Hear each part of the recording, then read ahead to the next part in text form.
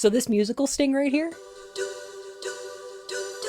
this is the opening of the song End of the Dark from Police Knots. This would be the first time American audiences ever heard this music, so everybody thinks it's from Metal Gear Solid, but it's actually from Police Knots, and it's just here as a little reference, as a little how do you do, Police Knots fans. I love this game so much, and I hope you all enjoy it too. Yeah, we're gonna watch the briefing. This is like a little recap of the previous games, kinda. A couple of the games have this, like Metal Gear Solid 2 Substance wound up adding an entire book to explain the previous game called In the Darkness of Shadow Moses, which is written by one of the characters from this game, and is an in-universe book that existed. It was like an expose about this whole thing. You're not my commander anymore, and I don't have to take orders from you or anyone else. I'm gonna pause it for just a sec here so we can look at like Solid Snake. So Snake in the like OG games is modeled after, I believe, a character from Aliens, or is it Terminator? I don't remember. Terminator, okay. In this game, I think his face shape, especially for his 3D models, was explicitly stated to look like Christopher Walken. I don't see it that much in this shot, but that's what the character designer for this game said, is we wanted like a Christopher Walken jawline. So, okay. All right, I guess. He looks very close to Liquid in this shot, which makes sense because like they're twins. He winds up looking a little bit different later. Okay, Snake. No worries, Elkin. Sorry. I'll be frank. A person very dear. I thought you were Roy. Now he's Frank Campbell? Oh. Can I still be Snake? Wouldn't expect anything less from Foxhound. The others are next generation special forces. They're not your average grunts either. Next Generation Special Forces is a weird thing that comes up in this game, and I don't think any of the other ones, but the Genome Soldiers are basically soldiers that have received gene therapy to make them biologically better at things that would be useful in warfare, kind of a thing. Exactly. Say it, HRT. Yes. Actually, yeah. Remains. A little bit. That's right. And so if you knew what genes were responsible for making the perfect soldier, you could implant them in the same way, right? Yes, we could. But it all depends on being able to isolate and identify those soldier genes. And in order to do that, it's helpful if you can study the genomic information of one of the greatest soldiers ever. Big boss. So this is going to be one of the big themes of this game is genes. Genes and genetics are going to be a huge part of this game. Every single character in this game, in one way or another, is wrestling with this theme, dealing with it in different ways. Even people like Colonel Campbell, whose niece is in Shadow Moses. We're going to talk a lot about them. I believe that the way this game winds up coming down on the subject is that, you know, the genes don't make people good at things. That's kind of a fallacy. You can't just, you know, genetically be a better soldier. The interplay between genes is so complicated that there's not a way to isolate things like intelligence, which is a nonsense metric anyway, or, you know, how good of a soldier someone is, and just implant that into somebody. It's silly nonsense. Every game is whatever Kojima's current hyperfixation is. Yes, you can tell what he was reading on like Wikipedia every game. Big Boss, by the way, modeled after Sean Connery. You can kind of see it here. But yeah, like all of this stuff is incredibly prescient at the time, and also not particularly well understood. Like there was this idea that we would be able to map the human genome, and that human genes would be like 1-to-1 correlated with, like, there would be a gene that would be, if it's in one state, you have bad eyesight, and if it's in another state, you have good eyesight, and we could just give everyone good eyesight. through gene therapy. Like, it was this really simplistic kind of very pop culture view of genetics, mostly because, like, that wasn't the scientific community. That was mostly like them trying to simplify it so that the media could understand, and then newspapers like taking, science journalism precisely, taking that and just being like, oh yeah, genes can be good or bad, and that they're an on-off state, and we just find the good ones and we can just turn those on, and we can turn off all the bad ones, right? And no. Like, obviously genes don't work that way. They are one, non-binary, and two, they interplay with each other so much that there's no way to change any single one of them without changing 15 others. But that's, the way you explain it to people. Some scientists did studies that were basically statistical correlation between gene exists and trait exists, and going, this is how it works. Yes, for sure. Yes. That was kind of like an understanding of the way they worked at the time, especially in pop culture. So none of the stuff that's happening in here seemed as silly at the time. The Metal Gear series, especially as it goes on, but definitely, like, even in this game, goes on to state that your genetics don't make you who you are. Like, that there is more to a person than their genes, and genetics are not destiny. You are not predestined any specific way because of your genes. That's a thing that this game is concerned with and interested in saying. Should be called simulated soldiers.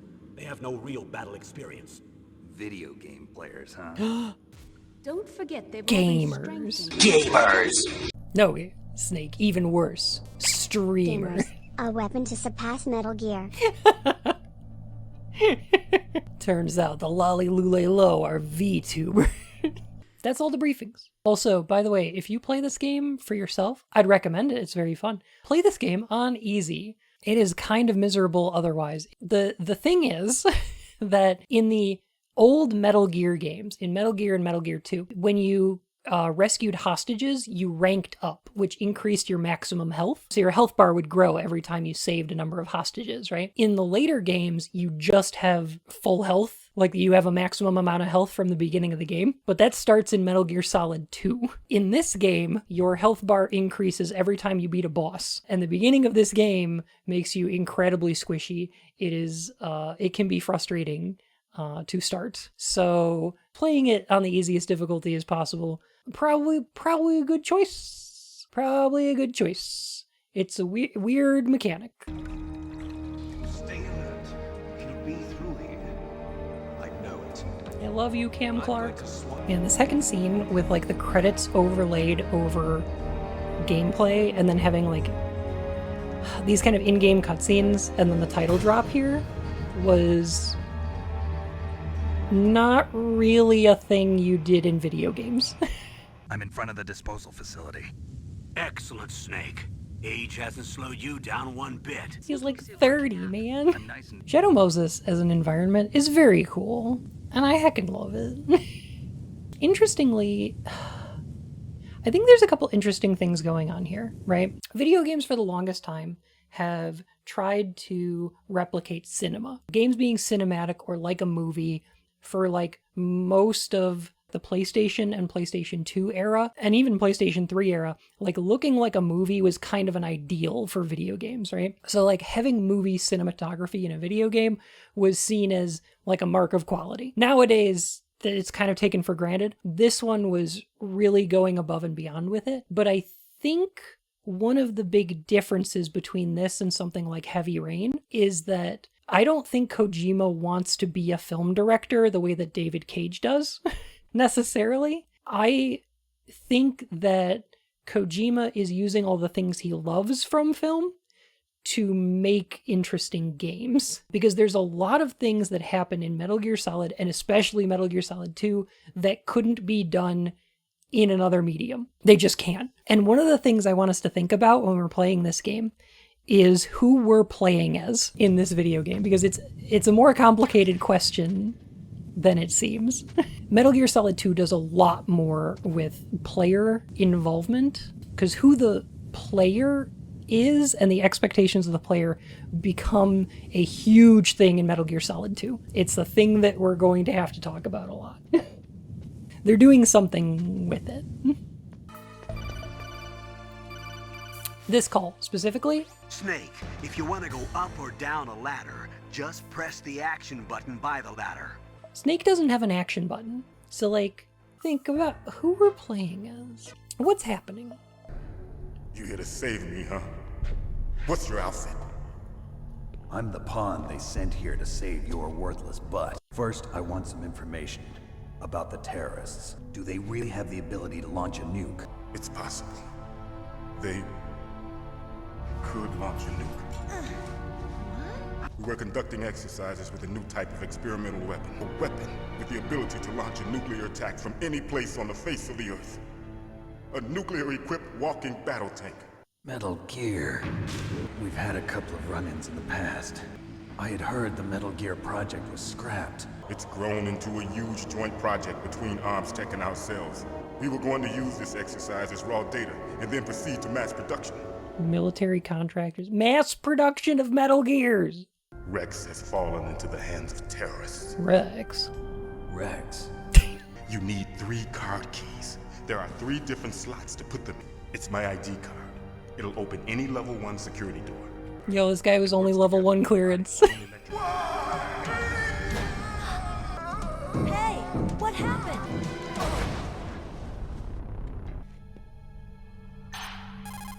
I've had days like this.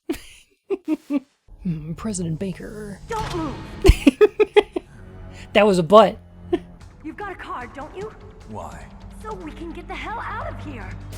Looks like we'll be a little delayed. What are you doing? Don't think. Shoot! You can just wait for her to shoot them. But I would rather spend bullets and keep rations. Wait! Who are you?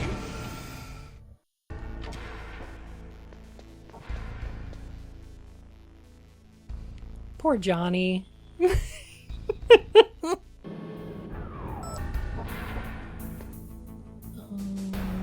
little bit careful in these rooms.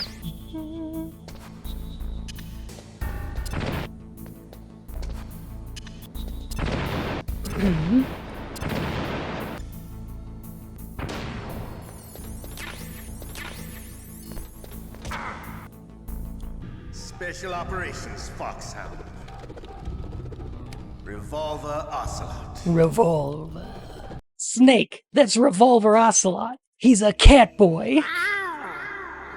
Cat boy. The slower a gun's muzzle velocity, the more damage it does. I think that's part of the reason he likes that gun. He's a real sick puppy, that Ocelot. That's a cat boy? You're pretty good. Just what I'd expect from the man with the same code as the boss. Okay, I want to talk about this line real quick because I love it. What you think here, in the context of Metal Gear Solid 1, is that he's working for Liquid Snake. He's talking about Liquid Snake. Liquid Snake and Solid Snake have the same code name. If you've played Metal Gear Solid 3, the fact that he says, just what I expect from a man with the same code name as the boss, after saying, you're pretty good, this becomes retroactively an overt reference to Naked Snake, also known as Big Boss. It recontextualizes this quote in a really fascinating way. How cute is that? It was kind of a retcon, yeah, because like Metal Gear Solid 3 wasn't planned out by this time, but somebody went back and played Metal Gear Solid 1 and looked at this scene and was like, we should turn this into an explicit reference. It's very cute. And in 2, his boss turns out to be Solidus Snake. True. Who also has the same code as the boss, right? Genetic code, at least. This line is excellent, and I love it, and it points to just a lot of really interesting thought being put into just little moments of dialogue like this. And I could just, I could play these games over and over again and just find new things to gush about every single time. A real snake charmer, this cat. Definitely. That exoskeleton. This guy's got abs on his abs.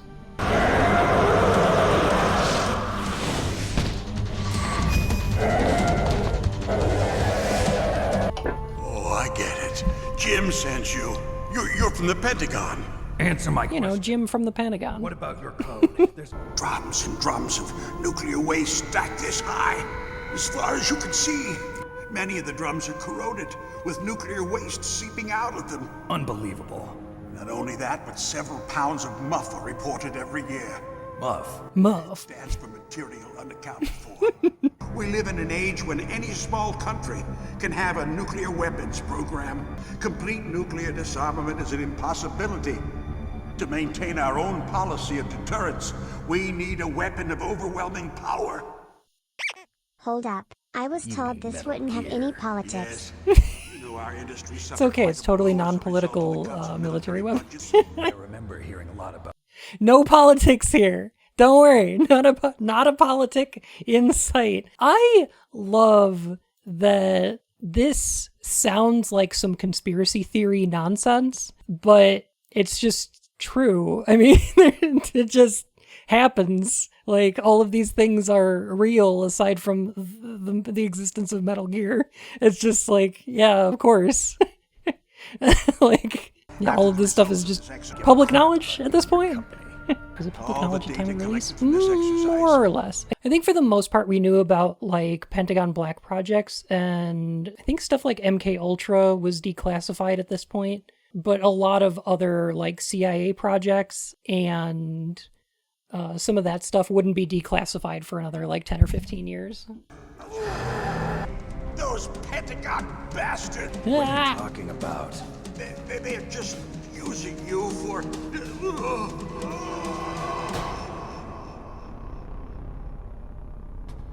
Snake, I want you and Meryl to work together.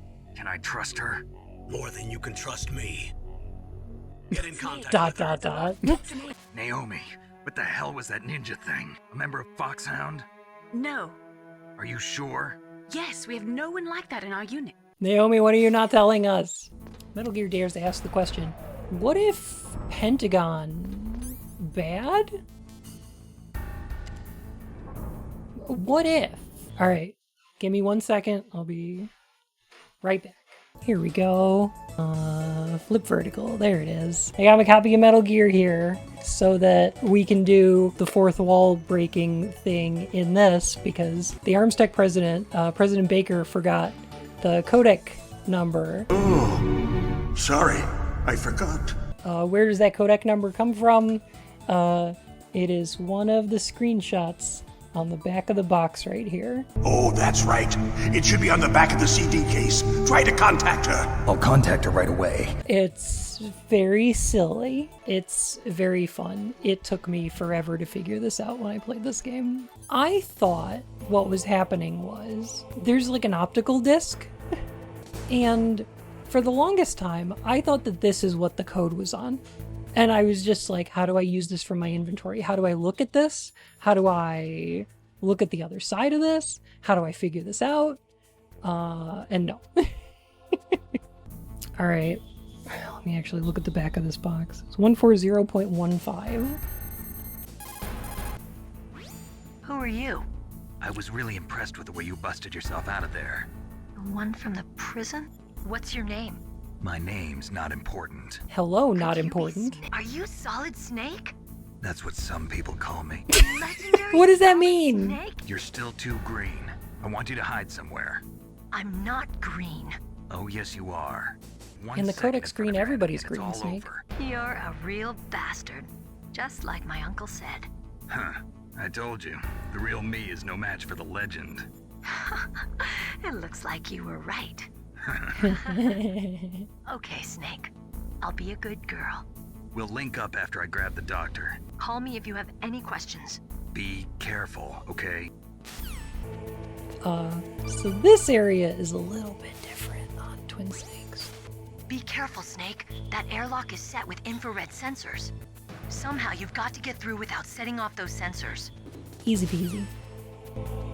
So Earlier on, I said that this game has a theme of genetics, right? It's about the discovery of genetics, the mapping of the human genome, and the idea of predestination in like relation to human genealogy, right? So like how much of our genetics make up who we are and how we should understand ourselves and our history in terms of our genes. This game has every single character in it dealing with their genes and their genetics in different ways, right? Even people like Meryl and Colonel Campbell, who are uncle and niece, she's trying to get to know Campbell better by becoming a soldier like him. She's kind of following in his footsteps and trying to get to know who her family is by following their career path. So even dealing with familial relationships is a type of study into genetics in this game. Every character in here is dealing with either familial relationships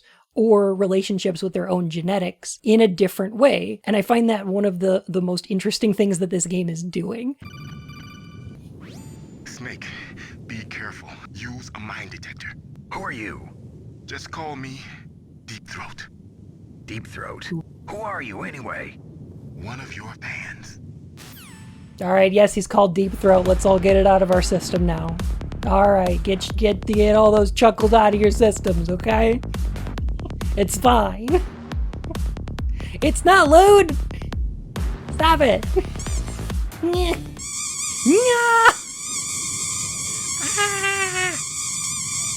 Ow. Why?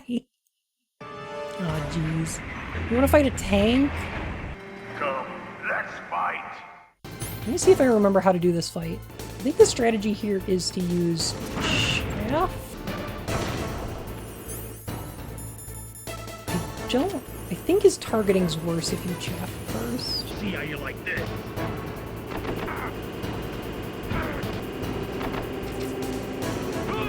Okay. It just takes one good shot. This is so much dumber in Twin Snakes. In Twin Snakes, the guy lands on the ground there, stays there for a second. He gets up and starts trying to pat the fire out because he's on fire, and then Snake punches him in the face. By the way, it is really dumb that they zoom in to Meryl's butt when she's walking earlier. We're going to use that as a gameplay mechanic because she's disguised as one of the soldiers here, and we have to find out who by looking at all of their butts to try and pick out which one's Meryl because she has a different walk animation. But the weirdest thing about it is that it's also stolen from Metal Gear 2. Metal Gear 2 does the same damn thing. It also has a soldier walking around that has a slightly different animation and a little hip sway. Guess what else was in Metal Gear 2? An electrified floor that you had to disable using a remote control missile. Snake, watch out. That place is filled with gas. Use a remote-controlled missile. Where am I going to want to get one of those? Meryl, help. Where are the remote-controlled missiles? I think the remote-controlled missiles are on the first floor basement of the Warhead storage building. Oh, okay. I like that if you're smart about who you call, people just have answers for you. Meryl's been in this building for a while, so obviously she would probably know where things are. It just makes sense. Alright, let's book it. Yo, if you hold down the first person button, you can pilot in first person? That's amazing. Oh, that's great. That's my favorite. I love it. Kaboom! Sploosh! Kaboom!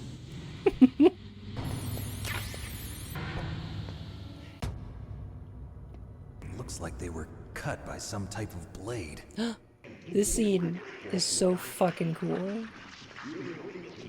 It's a ghost.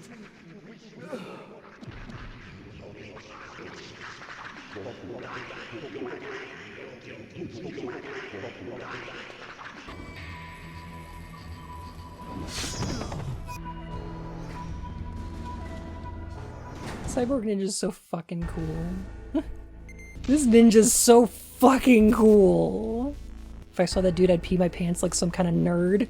Yeah, me too. Like a big, huge nerd. Like some kind of dork. Like an anime fan on prom night. Make the bad guys cry like an anime fan on prom night. If I saw that dude, I would pee my pants like an anime fan on prom night. Now, make me feel it. Make me feel alive again. Alright. This fight is really cool.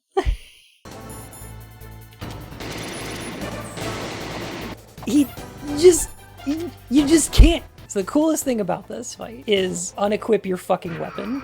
Good. Now we can fight as warriors. Only a fool trusts his life to a weapon. He's so cool. He's invisible. He's a Mogus.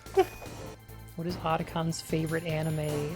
Probably some shit like Lucky Star. I don't know. Fruits Basket? No, wait, let me see. This takes place in 2004, but it was made in 1999? Let me think. He loves Gundam, for sure. Berserk? Oh, maybe Berserk. Bubblegum Crisis. Yes. Maybe like Escaflowne?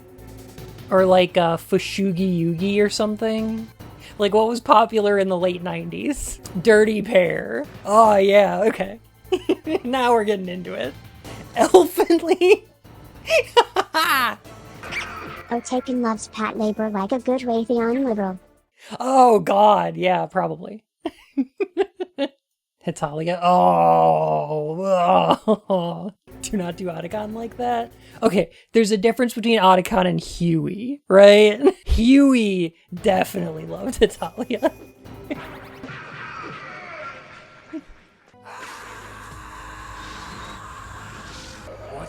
Not again. It's a bit of a shame that some of the later Metal Gear games don't get weird the same way that this is. Like, the later Metal Gear games are weird, but this has a different vibe. I already know that Metal Gear is nothing but a nuclear-equipped walking deathmobile. I wish Snake pulled him out of the locker and was just like, what were you, frying chicken in there? Just kidding. Damn, boy, you pissed loud, though. I'm such a fool. It's all my fault. 3 generations of Emmerich men. We must have the curse of nuclear weapons written into our DNA. You know what? I was gonna stand up for him here and be like, you know what? It's not his fault he was born, like, on that day. And then I remembered all the shit Huey did, and it's like, oh, wait a minute. No, never mind. No, never mind. Fuck that guy. Rex is in the underground maintenance bay. Detonation code override keys. We'll link up with her. If we can't override the launch, we'll have to destroy Rex. I created Rex. It's my right, my duty to destroy him. I want you to hide somewhere and keep me informed. You know this place well, don't you? Don't Go worry. hide in the locker. I've got this. But it smells like pee in there. And whose fault is that? Call me Otacon. Otacon? It stands for Otaku Convention. And Otaku's a guy like me who likes Japanimation. I knew they'd said it. I'm gonna save real quick. Snake, there's an old Chinese saying, a scholar who cherishes the love of comfort is not fit to be deemed a scholar. Einstein said it another way. He said that only a life lived for others is worth living. That's why I entered MIT instead of Princeton or Vassar like my friends. I wanted to do applied physics, not just theoretical stuff. I wanted to make things for people. I think that it was the same for Dr. Emmerich, too. There's a funny part in Metal Gear Solid 2 when Otacon is the one who saves your game, and when you call him, he tries to do like the mailing thing, where he's just like, oh yeah, here's this proverb or saying. But he just interprets them completely wrong. He's so bad at it. It's amazing. I love it. And then get some supplies from here. There we go, night vision goggles. The morality of the little boy who cried wolf is that you should tell the same lie twice. Tell lies only 2 times, never more. Only twice. Oh, there she is. You could tell, because I mean, look at that. It even makes a noise. Who walks like that? Nobody, obviously. Obviously nobody. Besides, it's a waste of time. When I joined up, they gave me psychotherapy to destroy my interest in men. What does that mean? You're Meryl, all right. Are you hurt? That's so dumb. After all, I was disguised It never as a comes up young again. soldier. How did you recognize me in disguise? I never forget a lady. So there's something you like about me, huh? Yeah, you've got a great butt. Oh, I see. First it's my eyes, now it's my butt. What's next? On the battlefield, you never think about what's next. Light is so dumb. Snake talks like an 80s action hero. It's very silly and it's kind of funny. It's so dumb, but this is very standard fare for this kind of like American action movie dialogue. Very much 80s action movie dialogue, 100%. This is the kind of thing you would expect. Can we talk about Meryl's arms? Jeez Louise, look at her. Oh my god. Snake is talking about the butt, but he's definitely sleeping on the shoulders because she's got guns. Yo! Why is she carrying around a FAMAS when she's got these guns? I love it. And you know what? I fucking love that they keep that in Metal Gear Solid 4. Like, Metal Gear Solid 4 doesn't tone down this at all. Meryl is fucking built. This is canon. Because, yeah, you get to see it in Metal Gear Solid 4 as well. And, like, oh god. It's great. I love it. No, you see, Snake has a great butt too. It's a real recognizes real moment. You know what? True. You know what? That's true. These lines are really silly and they're really dumb. And the psychotherapy to destroy my interest in men is like so stupid, especially considering the fact that like she's on a team of genome soldiers who you can easily distract with pornography magazines. And it's like, so what? So just her then? Or what? Like, what do we... What is this? Like, there's no way that people would be able to be soldiers without conversion therapy to become ace, I guess? I don't know. It's dumb. I hardly ever look at myself in the mirror. I've always despised that kind of woman. I'm not like other girls. Isn't that gun a little big for a girl? Don't worry, I can handle it. Come on, use my 45. Listen, I've used a gun like this since I was 8 years Trade old. me. I'm more comfortable with it than I am with a bra. But you're not wearing a... Never mind. On this. I mean, clearly. You know what I think? You know what I think? I think that it's 1999 and Meryl has a lot of exploring to do. I think Meryl should do some introspection and try to find some gender feels. Because I feel like if Meryl not trans, Meryl gender non-conforming, Meryl butch, or like, you know, maybe Meryl non-binary. I don't know. I feel like she's unhappy with her current presentation and that maybe she could find one that works better. Johnny would support her no matter what, for real. Do you have a lot of inner dialogue happening when you look in the mirror? Maybe you should consider a gender. Maybe think about it. Blim. Like, obviously, I'm not going to diagnose you with shit. But, like, you know what? Maybe experiment a little. Maybe try on some different clothes. Maybe try on some different pronouns. See how that makes you feel. You don't have to, though. Totally cool to just come out the other end and be like, yeah, you know what? Cis. But, you know what? You'll be better for the experience. I feel like she joined the military instead of doing introspection. To be fair, it's 1999. If I was going to guess, I would think that Meryl's going to come out the other side and be like, oh, wait a minute, I'm butch. Oh, wait a minute, I'm gender non-conforming and I'm just butch. What is a butch? A woman with a masculine-leaning presentation. Strict opposite of a femboy? Yeah, basically, yeah. My head. Oh, it hurts. Don't come here, Snake. What happened? I'm fine. You sound fine. Okay. Let's go. Come on, Mr. Foxhound. The commander is waiting. It sounds great. If you go into first person here, and it's got like the gas mask filter on it, it's fucking great. Super cool.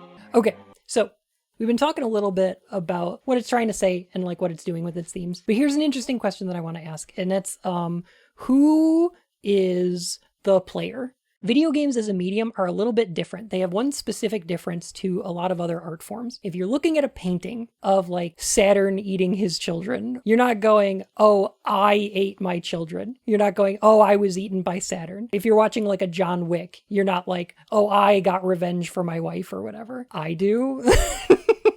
Chad behavior. But if you're playing a video game, if you're playing like Mario and Mario falls down a pit in the first level, you're not going to go, oh, Mario died. That's not how your brain conceptualizes it. It's, oh, I died. I should have jumped there. And the reasons for this are obvious, right? Because there's like a sense of agency to what you're doing. You're the one controlling what Mario's doing in the game, right? I feel like this is a little more confused in narrative games because there's things that happen during cutscenes that are different. In something like Mario Brothers, the player is Mario. That's you. That's, hey, I died here. But if you're looking at something like Final Fantasy VII, you're not Cloud, you're not Aerith, you're not Tifa, you're sort of this like amorphous strategist that controls all of them.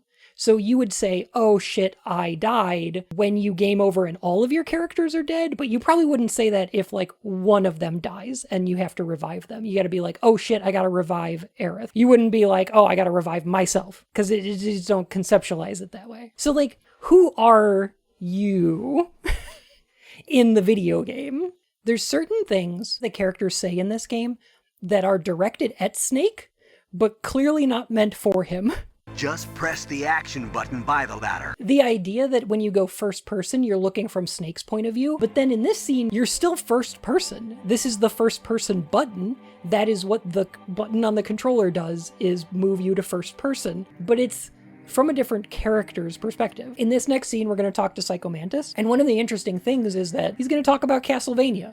And I don't believe that Snake has ever played a fucking Castlevania game. I don't think Snake has played a video game in his life. He probably thinks that's nerd shit. So who is being talked to here? Snake, I warned you. Who's that? You don't like girls? Weird that Psycho Mantis thought to do this. This scene is a little bit easier in Twin Snakes, because you can just use tranks. I am the most powerful practitioner of psychokinesis and telepathy in the world. I can read your every thought. Look at this Kinkster. Now let me read your mind. You are a very methodical man. The type that always kicks his tires before he leaves. I don't know about that. You are extremely careful of traps. So every one of these is based on your actions during the course of this game. So when he says your past, he's not reading any of Snake's history. He's only reading things that the player has done in the game so far. I can see into your mind. You like Castlevania, don't you? There we go. I want to talk about that real quick though, because like, what does that prove to Snake? What does that mean? Like, is that a really proof of Psycho Mantis's powers that the player's controller is moving across the floor? What? You kidding me? It seems like what the player represents is like maybe Snake's will or Snake's like determination to go on. There's an element of player character in this first game, and it's not super clear. Because, like, we could be like Snake's soldier senses or something like that. We could be his determination or his will or the je ne sais quoi, the special something that he needs to complete this mission. Because we're what Snake's genetics aren't. The end of this game will make it clear that our opponent is the genetically modified better soldier than us or something. But the thing that makes up the difference between our genetic makeup and theirs is represented by the player's input. We're the extra something that Snake needs to complete this mission. Yeah, we're the nurture that overcomes nature. I think. That's my interpretation of what's going on here. But this is very open to discussion because, like, it's a little vague, right? Mantis really knew about saving. He'd realized that he and his allies are doomed. He read our memory card. That means Psycho Mantis knows about saving, which means he's got determination too. Oh, shit. Psycho Mantis is our Flowey. God, I love that joke. Hideo instead of video.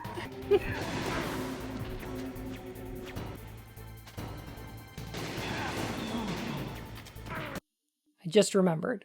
You can't fight him like this. He can read your inputs. He can read people's minds. He knows every move that you're going to make. Controllers. Controller port 2. The fact that this is how you beat Mantis in the game reinforces your early point. Like, diegetically, how does Snake change controller ports? Yeah. Or, like, how does he know what Naomi or Meryl's codec number is? That's controller port 2. No thoughts. Head empty. I can't read you.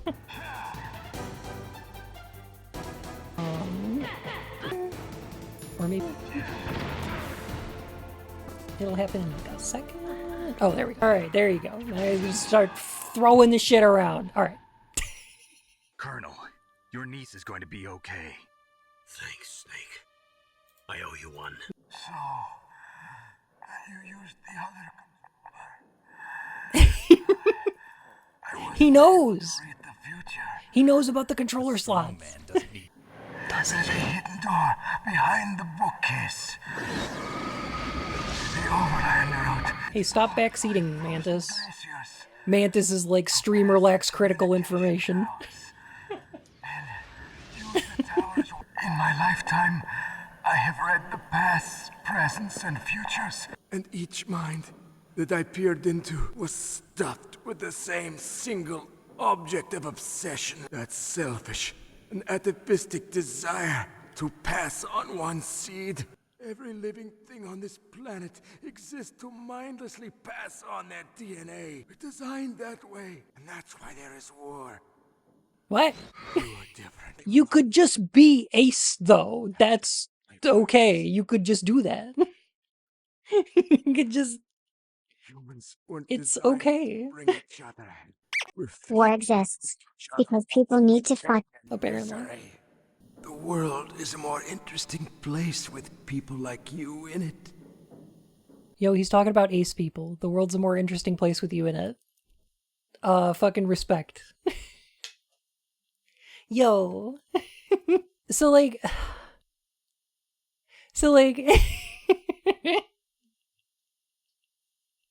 Mantis, what the fuck, though? Like...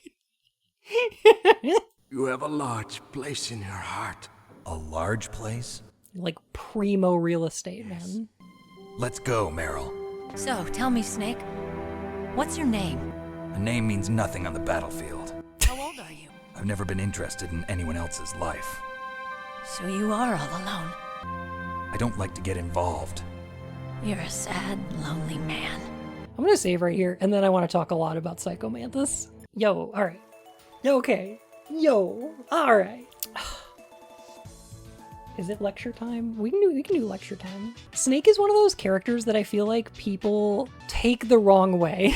When Snake gives out these snappy one-liners, I feel like a lot of people looked at that and were like, oh, that's aspirational, and not, that's a pathetic thing to say. Snake is a sad person. He acknowledges that. Like, he knows that he's not aspirational. He doesn't see himself as like a living legend, but people keep telling him that. And it's like, he's like, that's not good. That's not healthy. I'm not a healthy person to idolize. And you know what? Like, that's the most mature part of Snake, is that he's aware of that. Snake definitely grows into a way better person than in this game. But yeah, let's talk about Psycho Mantis real quick. What I jive with a little bit is some of the stuff that he has, where he's talking about, okay. So let me open up a little bit. Me personally, I think sex is pretty cool. And I don't think anybody should have it if they don't want to, of course. But like, I think I like it. And it's good for me. That's a thing about me. And I still hate societal expectations around procreation, especially for women in society. The expectation that, like, oh yeah, all women want to be mothers or whatever. Fuck that. It's gross, it's uncomfortable, it's degrading, incredibly objectifying, because, like, ugh.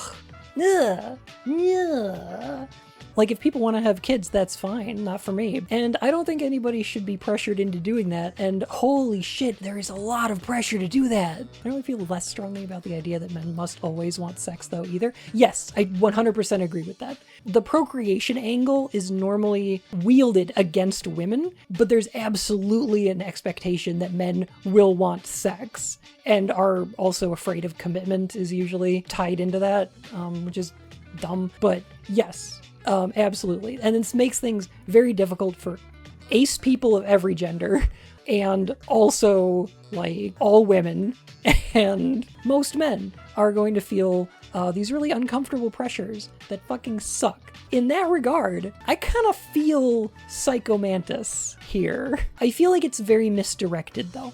I feel like he's kind of victim blaming, you know? Like, I feel like he's blaming people for falling into those pressures rather than the pressures themselves. He could take a more systemic approach to this kind of thing. It's like the person who's like, oh man, I hate consumerism. Capitalism's the best system, though. But yeah, there's some things that Mantis does where he's just like, you know what? The atavistic desire to pass on one's seed, that's gross. And also, God, I hate hearing people's thoughts all the time. It's like being on Twitter. I'm subjected to the intrusive thoughts of others constantly. And I hate that. That's like Twitter, but in your brain 24/7. So, like, I get it. I also feel Mantis a little bit would be better off if it was 2023 and we could be like, hey Mantis, guess what? We're gonna get you a bunch of ace friends, because that's a legit thing to do. You're allowed to just be ace. That's cool. And also, here's some noise-canceling headphones and a weighted blanket, and why don't you just decompress for a bit, you know? I feel like that would have fixed him.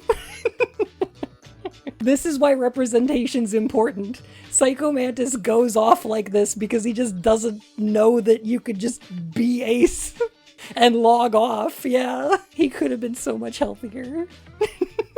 Half wolf, half husky. How do you know so much? I ride dog sleds. I can smell them from here. Those are some musky husky. Half wolf, half husky. All good boys. They're all good boys. Snake, what's wrong? I thought you were good with dogs. I love that, like, it's a weird little character give that Snake is, like, a musher, but then all of these dogs fucking hate him, but they all love Meryl. It's kind of funny. Leave it to me. This scene is a little bit contrived. Like, a little bit? Not the walking bit, but like the explanation. How did you know where the mines were? It sounds weird, but when Mantis dove into my mind, I was able to see where the mines were placed. So, like, what? Why would Mantis know where the mines are placed? And why would she be able to see them through Mantis? Ah, fuck it. It's fine. Whatever. It's whatever. Why not? Ah! Snake, leave me and run. Don't worry, Meryl. It's me they want. Even I know that. It's the oldest trick in the book. Meryl, I can't leave you. You're just too hot. My gun. Now get out of here. I'm gonna save Meryl for myself. Colonel, don't worry. Snake. Thanks. Thank you for the... Okay, I think it's just the gun turrets in this area. Nope, it's also mines. There might be a few mines, I don't know. Yeah, there might be. Alright, I think we're out of them. Bun is best minesweeper. Steps on all of them.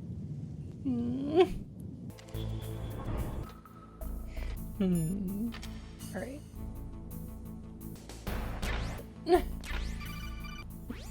You gotta PSG-1. You can use that against Sniper Wolf. Hurry up and save Meryl. You got a P? SG-1? Okay. Time for a sniper fight. There you are. Okay. There.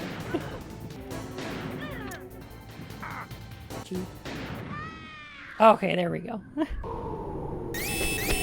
Don't move! Toss your weapon over here. I am Sniper Wolf, and I always kill what I aim at. Oh, I've left my mark on you. Until I kill you, you're all I think about. PX. Take him away. I always knew that one day I would meet you. The man who stole my birthright. There definitely is a resemblance. You and I are both the love last how much he looks like an action figure. sons of Big Boss. All right, Raven. I'll be right there. They're not responding to our demands. We launched the first one in 10 hours as planned. I've got to take care of some launch preparations. You're in charge here, Ocelot. See you later, brother. How are you feeling? Not bad.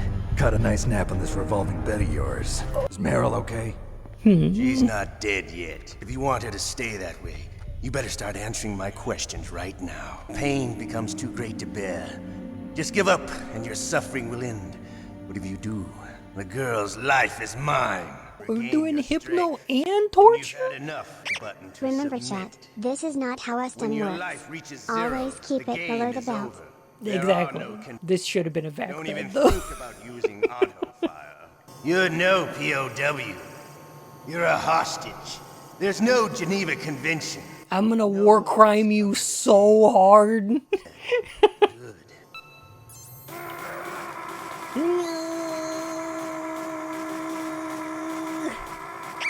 Granted, America seems to ignore the Geneva Conventions when it suits us, too. Yeah. Your brother, he's an amazing man. Who else could shoot down 2 F-16s with a Hind helicopter?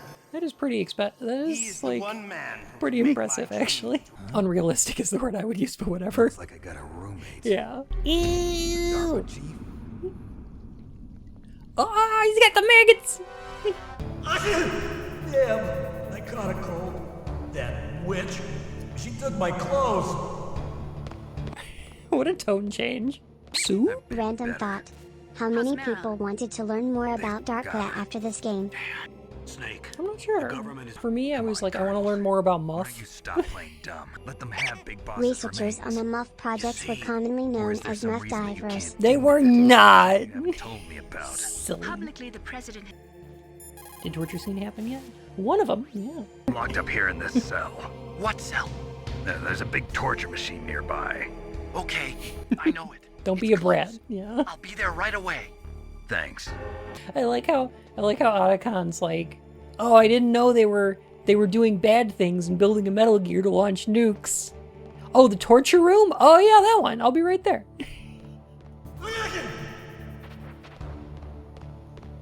What the hell are you doing? Snake, it's showtime. Ocelot wants you. No. Say something to take my mind off the pain. Tell me about yourself. Any family? That's not a happy topic for me. I don't have any family. No. Wait. There was a man who said he was my father. Where is he? Dead. By my own hand. Big Boss. Was Big Boss really your father? That's what he said. No, he actually said it at the end of Metal Gear 2 Solid Snake. He wanted it. Besides, some people just need killing. Snake. I didn't have a real family either. Just a big brother who put me through school. Where is he? He's dead. By your hand. Snake. Friends? Roy Campbell. You're still calling me friend? Is that it? Frank Yeager. Gray Fox. I learned a lot from him. Didn't you try to kill each other? It's true. We did, in Zanzibar. But it was nothing personal. We were just professionals on opposite sides, that's all. And you still call yourself friends? Hard to believe. War is no reason to end a friendship. That's insane. He was being held a prisoner of outer heaven. That is a little weird, Snake. I know it sounds strange to most people, but we were just two soldiers doing our jobs. It's like a sport. It's your genes. They make you predisposed towards violence. Why did you get into genetic research anyway? I never knew who my parents were, or even what they looked like. I guess I got into genetics because I wanted to figure out why I am the way I am. Memory is stored in DNA? We're not sure, but we know that a person's genetic fate is determined just by the sequence of the 4 bases in their DNA. Yeah, we know that. Again, the 90s pop science understanding of genetics was silly. If we just pour some DNA from Big Boss into a test tube, we'll make several highly traumatized perfect soldiers. It's genius. I thought you might be hungry. If you need more food, I can bring some more later. Take this, too. What's this? It's a handkerchief. I got it from Sniper Wolf. Why? I don't know why, but she's nice to me. She told me she'd kill me last. But Sniper... Okay, bye. What is actually the relationship between Otacon and Wolf? She thinks he's a big, huge nerd. But I get it! Enjoy your ketchup and tuna films. Use our ketchup. Italian tomato-based food condiment. Oh, there it is. Okay, and then press circle. Oh no. Snake, it's showtime. Ocelot wants you. No, I'm dead. You're a strong man. Well, that's enough for now, I think. You're a big, strong man. Well, I could hide under the bed. Or I could just wait for this to happen. Otacon? So you're here to get me out.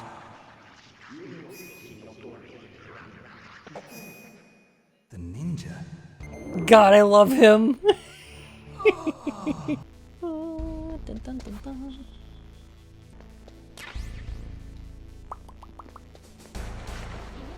Yeah, thanks, Otacon. Oh, right, of course. The time bomb that was just snuck in our equipment. That one? It's probably fine, right? You know, some days you just can't get rid of a bomb.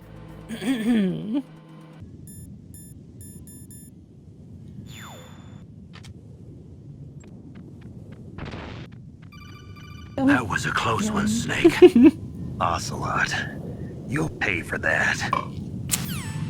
Well, he might escape, so I put a bomb in his belt just to be sure. The funniest thing about it is that you escaping is part of their plan. Like, they don't have a way to detonate the nuke unless you escape. It's kind of the crux of their entire plot. What if it actually blew you up? How mad would Liquid be if Ocelot just blew Snake to smithereens? Alright, so now this time, we can equip the handkerchief. And now the doggos like us. Now we can befriend doggos. Look at the little one. Oh my goodness. This is just miniature. Can you give pets? You cannot pet the dog, sadly. Go on living and don't give up on... I got shot and decided I didn't want fighting anymore. I don't like it.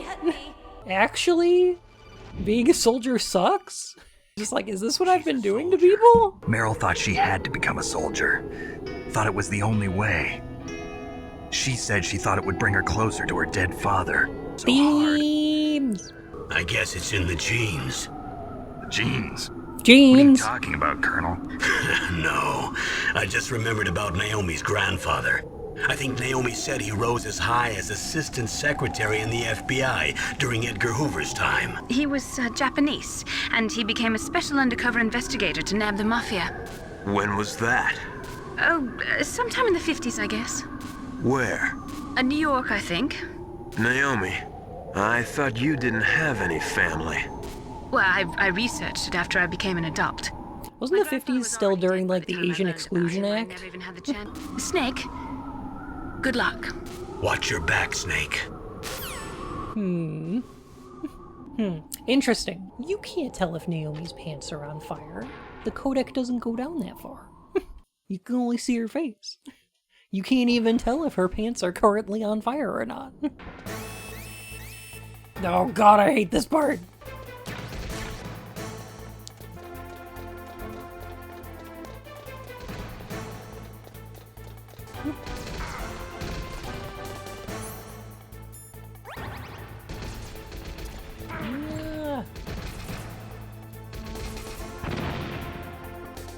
I hate this part.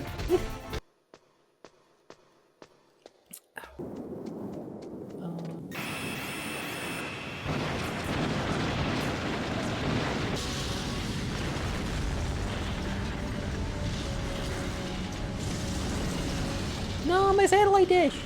I needed that to TiVo Lost. What are you going to do? Take on a hind with your bare hands? Now you're mine!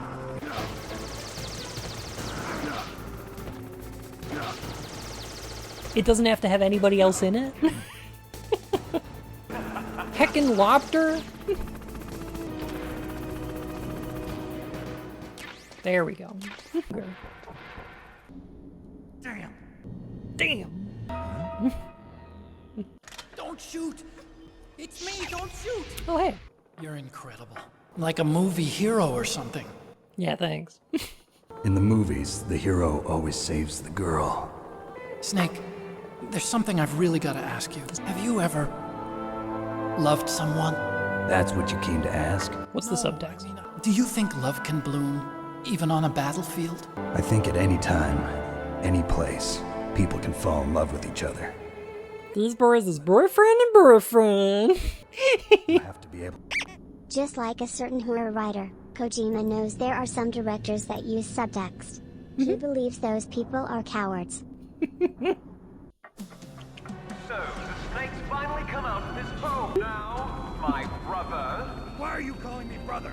Who the hell are you? I don't even know who you are. You're the fake hedgehog here. You're not good enough to be my fake.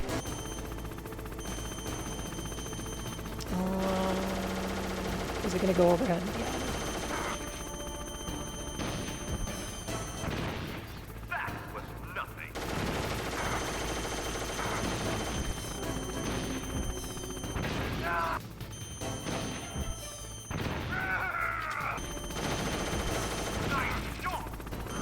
Surprise!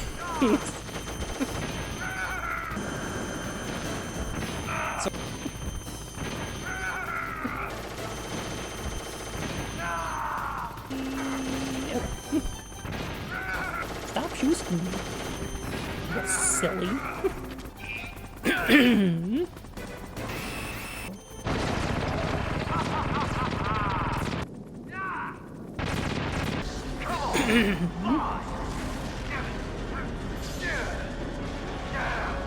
And then the dumbest line in the entire video game. Wait for it. Here it comes. That takes care of the cremation.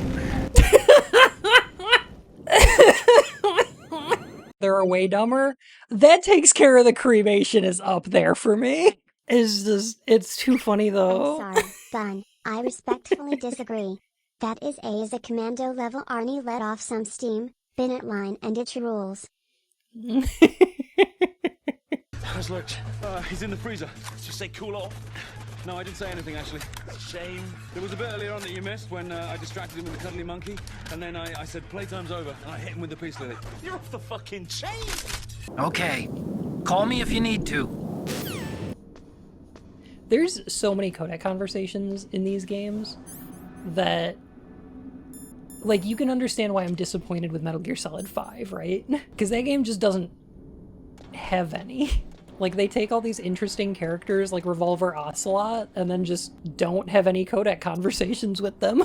Like, I would have enjoyed that game substantially more if you could call Ocelot on the telephone, like on the codec, and he would just be like, Snake, can I tell you about this Western movie I was watching the other day.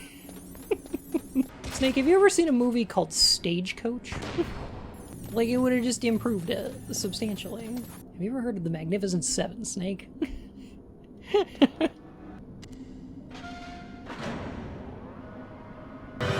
out, Snake! The guys who stole my stealth prototypes are in there with you!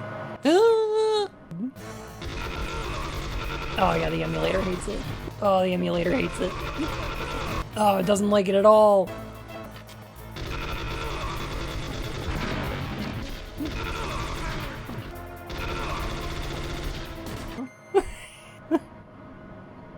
Yeah, I do like that they then announced themselves. Like, it's too late, Snake! Too late, Snake! Now die! You could've just opened fire. You were invisible. Voodoo, Don't like... you just love when trained soldiers like to completely encircle one target, risking missing the target and causing friendly fire? Yeah. Someone's aiming at me in the middle of this blizzard. It's her! Snake, please don't kill her. Are you insane? I can see you perfectly from here. How did you get this number? You're pretty good if you can hit me in this storm. You see, pretty good. Women naturally make better soldiers, Snake. Whoa, gender. Now I'm gonna pay you back for Meryl. You men are so weak. Whoa, gender. Finish what you start. So, why is it a PSG-1? US military base, I think a Remington 700 is probably, like, would have been an era-appropriate military weapon for this application, I think. Although she is, what, Kurdish? I don't know what she would have been using, yeah. I know that they picked, like, the SOCOM because it was boxy and easy to render and fewer polygons. The PSG-1 is fucking cool looking, though. You know what? It's just a cool looking gun, so, like, I'm okay with it. This is fine to me. I really like the PSG-1's little hand rest on the bottom of the handle. There's like a little ledge you can rest your hand on. It's actually pretty comfy, and I like that. There she is.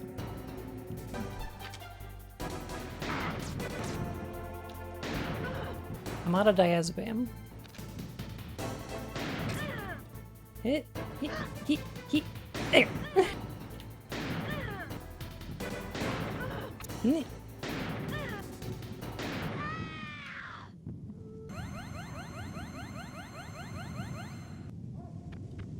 I am a sniper. Waiting is my job. Please. Just finish me quick. I have always dreamed of a peaceful place like this. A Kurd. So that's why you're called Wolf. No, it's because I'm bisexual. Raised on the battles, I joined this group of revolutionaries to take my revenge on the world. But I have shamed myself and my people. I am no longer the wolf I was born to be. Now I am nothing more than a dog. Wolf. You spared Meryl's life. She was never my real target. I don't kill for sport. Rest easy. You'll die as the proud wolf you are. Why? Why? I loved you. My gun. Give it to me. She's part of me.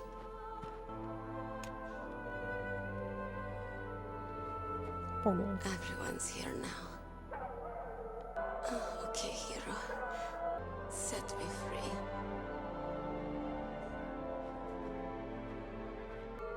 Goodbye.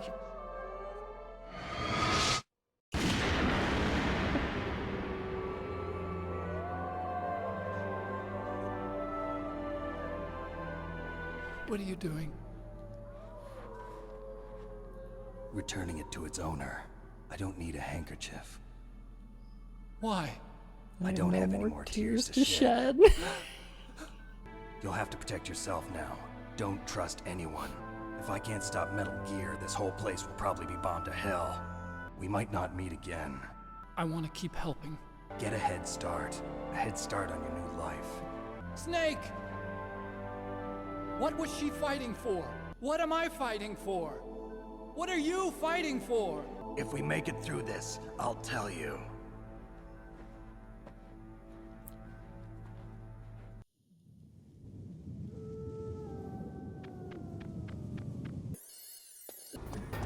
All right, disc 2.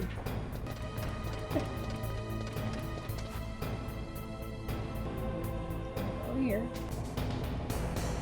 Wait for that to go by. All right, I think I'm just gonna go through. There it is.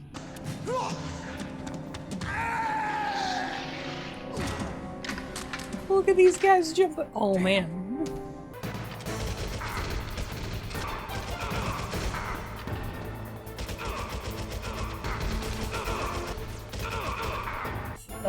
Yeah. You know, fun.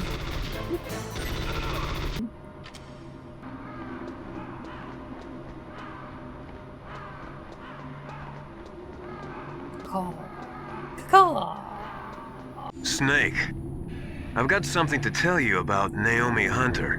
What about her? She might be a spy. Ridiculous. Come on, even a high school student could see past it. The head of the FBI at that time, Edgar Hoover, he was a well-known racist. True, though. Back then, there wasn't a single Asian investigator. Yeah, that was during the Asian Exclusion Act, wasn't it? Welcome, Cossack. This is the end of the road for you. Right, my friends? Ravens aren't scavengers like most people think. They're simply returning to the natural world, that which is no longer needed. The Ravens and I were testing to see what kind of man you were. That sounded gay. Welcome to Metal Gear. It is called the ear pull. It is an event where two opponents pull each other's ears while enduring the harsh cold. Yo, the ear pull is a real thing, and is also fucking brutal. Violence isn't a sport. Well, we'll see if there's iron in your words.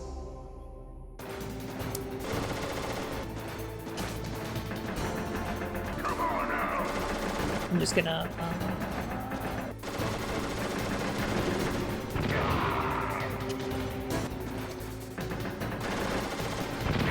Stuff like this usually goes pretty well. Like, this is an alright strategy. You know, it's like a little bit cowardly, but like, you know, you just knock on the door a little bit, lead him around. It's almost like the opposite of the Fat Man fight, because you're the one running around and planting bombs. The other thing you can do is also just like pop off with one of these. Just don't let him see it. Come on now. Here we go. Alright. Good. One more. I got him. It is my existence which is no longer needed in this world. Go and do battle with him. I will be watching from above. Will show up in future games in weird ways. The man who you saw die before your eyes, that was not the DARPA chief. It was Decoy Octopus, a member of Foxhound. Yo! He copied his subjects down to the blood, so he drained the chief's blood and took it into himself. Why impersonate the chief? You must solve the rest of the riddle yourself. In the natural world, there's no such thing as boundless slaughter. There's always an end to it. The path you walk on has no end. You shall have no peace. My spirit will be watching you. Damn, the bones too? It's me. It's about Naomi. What about Naomi? Colonel, is Naomi there? No, she's away. Maybe we'd better let the Colonel hear this too. Well, basically, Dr. Naomi Hunter is not Dr. Naomi Hunter at all. What? The real Naomi Hunter disappeared somewhere in the Middle East. Our Naomi must have somehow obtained her identification papers. She must be some kind of spy. She needs to be arrested and interrogated to find out who she's with. We cannot allow her to participate any further in this mission. Without her, we can't complete this mission. I knew it. You're hiding something. Snake, give me some time. I don't have any time left for you. So the whole Naomi thing, I feel like doesn't get explored, but is explainable, because like Miller could really easily be lying about her papers being fake, and we do find out who she's working for and why. God, fuck this, Rue. Who set all this up? Like, this was here before, right? This room has just been like this? I did my bad. The anti-cum zone. So this is like the last room before we get to the Metal Gear. So I guess it makes sense that there would be like this level of security, but why wouldn't you just put like a security checkpoint and a couple cameras in the hallway? Rather than like... rather than this, you know? It's not as funny. This is very funny. Alright, I'm gonna run this way for resources real quick. We just need one chaff grenade to deal with it. See, that's why I was saying, like, why not just put a security checkpoint here? That would have fixed that problem too. They're just trying to automate everything for profits. Fuck it. Snake, it's me. It looks like they've finished getting Metal Gear ready. Where are you now? Right in front of Metal Gear, but it's strange. It's too quiet. Maybe because they're all ready. All we can do is use the override system that President Baker told you about. I'm trying to access Baker's private files. Are you a hacker?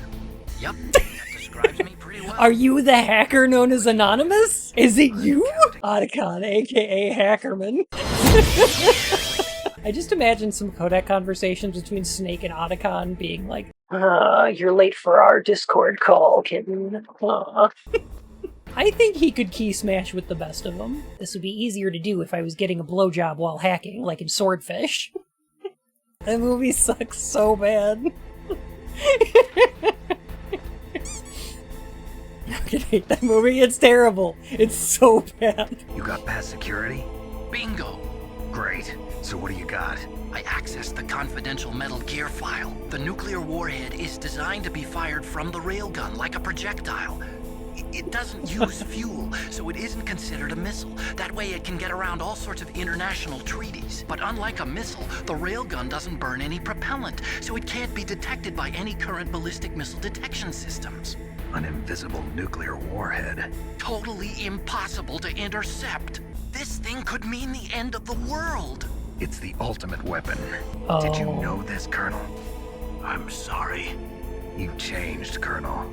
I won't make any excuses. Shame. This new nuclear weapon, it's never actually been tested, only simulated. They needed to get actual experimental data to back up the simulation. President Baker gave me an optical disc with all of the test data.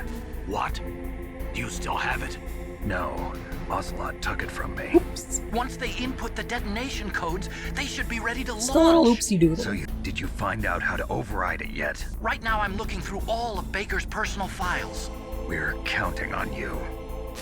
Alright, so I want to talk about this for just a second. In a lot of the previous Metal Gear games, in like Metal Gear and Metal Gear 2, it was just how big and scary can we make the nuclear weapon system. In this one, those limitations are kind of gone, because like with miniaturization and stuff in the late 90s, we were pretty much able to develop, you know, whatever. It's just that like, you probably don't want people doing it. So the idea of the super weapon in this game isn't necessarily that, you know, it's the biggest, baddest nuclear walking battle tank. It's that it skirts a bunch of international treaties and regulations. So, you know, it's legal to nuke people. And it's like, that seems like that's a fuck up of the system. That seems like that's a bigger problem than just this Metal Gear existing. Doesn't it?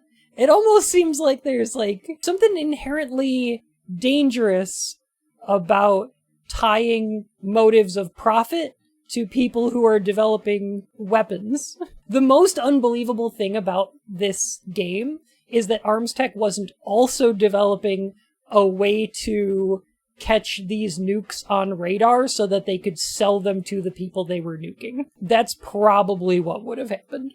Are you saying this game is political? No, absolutely not. Video games are just meant to be fun. They're just supposed to, you're supposed to like turn your brain off and they're just supposed to be fun. You're not supposed to like think about it too hard. That's silly. They're just video games. Famously apolitical one. Did you find it? What do you think the machine they were raging against was? The dishwasher? I love that tweet. It's so good. It's so good. Jeez, well, here's a package delivery system. I think that would... I don't know about that. Like, it feels like that would improve the quality or speed of deliveries. They could just pay people slave wages to, like, drop them off under threat of homelessness. Right? I'm pretty sick of capitalism, to be honest. Okay, I've kind of sick of it. It looks like we'll have to show them that we mean business. God, I love Cam Should I Clark. set it for China? The new target is Lok Nor, China, but a nuclear explosion at a test site can still be concealed from the public. Meanwhile, Washington will be worried about the retaliatory strike from China. And in the process, the president will be forced to divulge the existence of a new and highly destabilizing nuclear weapon to the Chinese. What do you think that will do to the US's reputation? Or the president's? I'm also including the Fox-Die vaccine in our demands. Fox-Die. It killed Octopus and the Arms Tech president. So it's true. The Colonel wants Metal Gear and a new nuclear weapon so bad he can taste it. If Russia wants to regain its position as a military superpower, they need to reinforce their nuclear arsenal. They need a nuclear weapon that can't be intercepted. Metal Gear will allow them to gain first strike capability over the rest of the world. You're not thinking of reviving Big Boss's dream. From today, call this place Outer Heaven. Dun dun dun. They're all gonna open up that club from Snatcher. They're all gonna dress up as famous Konami characters and have a dance club and serve buffalo burgers like in Snatch. Wait a minute. No, the other Outer Heaven, the other one? Okay. Okay. Sorry. Snake, I found Baker's top secret files. There's so much porn on here. But it takes 3 keys, right? I've only got 1 of them. Hold on a minute. You see, that's the Single-use trick. part is silly. It's pretty You silly. already have all 3 keys. The card key changes shape at different temperatures. So this key is actually 3 keys in 1. Clever. I think that's actually a pretty cute idea. Input the keys in order from left to right. Who's that? The key fell on the Hey, drainage Goosey. ditch. I'll enjoy watching you die. When I got to this part for the first time, I actually took the key all the way outside and swapped disc 1 to get it cold, and took it all the back than just hang around Vulcan Raven's stage. It works. You can do that. You know, it's a little unnecessary, but there's several different ways you could heat or cool this key. Just needed someone called Hot Coldman to solve this problem. Maybe that's who's supposed to put the keys in. Maybe he came up with this whole key idea. This cool and nasty stuff. There it is. PAL key. Okay, that takes care of PAL code number 1. See, the thing about the PAL keys is that they only run at 50 hertz compared to the NTSC keys, 60 hertz. So they run in slightly slow motion. I'm just gonna lay down for a little bit.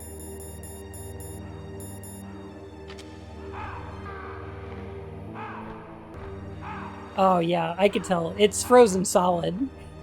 He could just spin on it now. Oh no. Oh. Oh jeez. There we go. We're good. Alright. Okay, there goes PAL code number 2.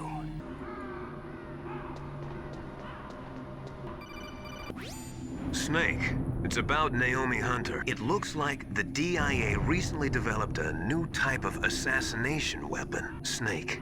Have you ever heard of something called Fox Dye? Liquid and the others were talking about it. Yeah. It's some kind of virus that targets specific people. The cause of death.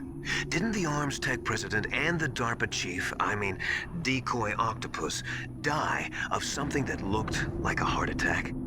Oh my god, they did! Apparently, Fox Dye kills its victims by simulating a heart attack. Did Naomi give you some kind of injection? The nanomachines. Nanomachines, son! Colonel, what's new with the Naomi situation? I just placed Naomi under arrest. I didn't want to believe it, but she must be working with the terrorists. So it's true, isn't it? That means the Fox Dye vaccine must be around somewhere. Listen, I've got bigger things to worry about. Miller seems very interested in getting that Fox Dye vaccine.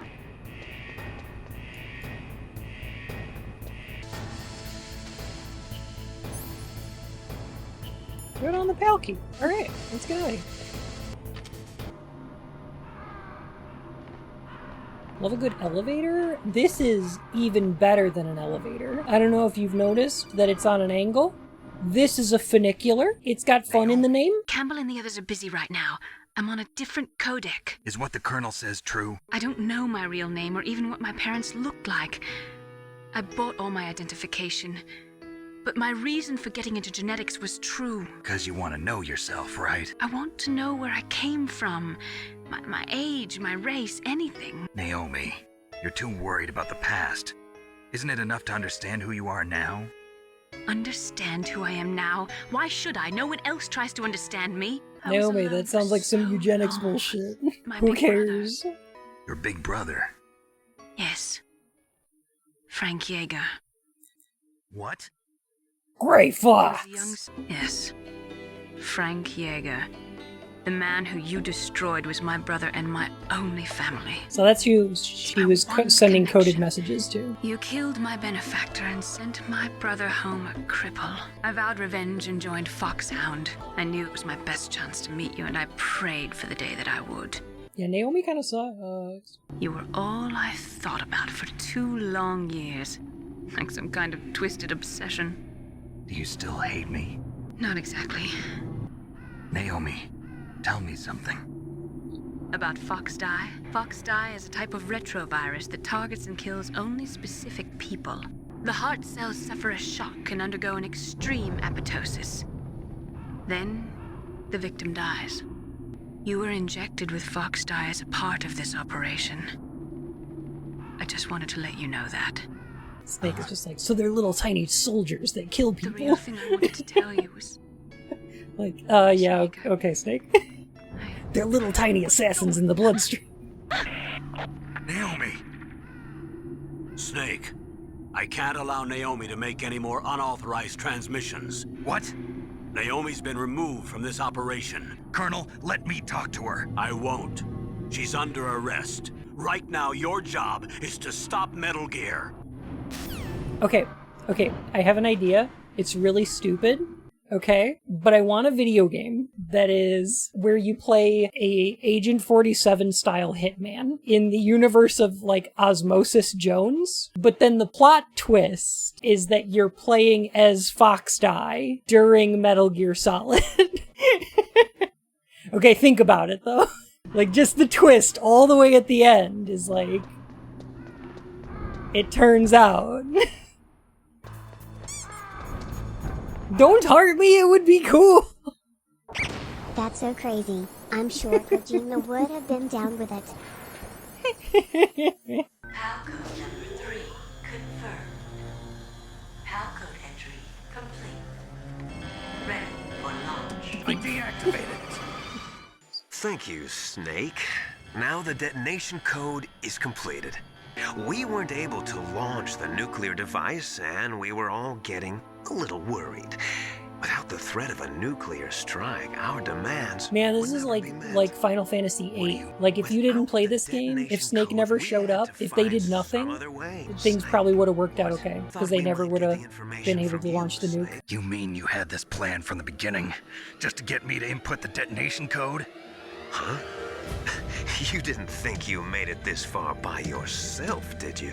I just want to bring up one more time, you didn't think you made it this far by yourself, did you? I feel like that line is very cool, very interesting, and I want to tie it back into the idea I had earlier when I asked who or what is the player in this game. Because Snake wouldn't have made it this far by himself, because he would never have figured out Meryl's codec number. We did that. We found it on the back of the box. Snake never would have defeated Psycho Mantis if he didn't plug their controller into slot 2. We're revealing that Snake was being controlled this whole time, but yeah, obviously, the player already knows that Snake is being controlled because we are the ones doing it. We are literally controlling Snake. This reveal is fascinating because it's almost an acknowledgement of the meta. Like, the fourth wall breaks in the Metal Gear games are very interesting to me because they're funny, but also because, like,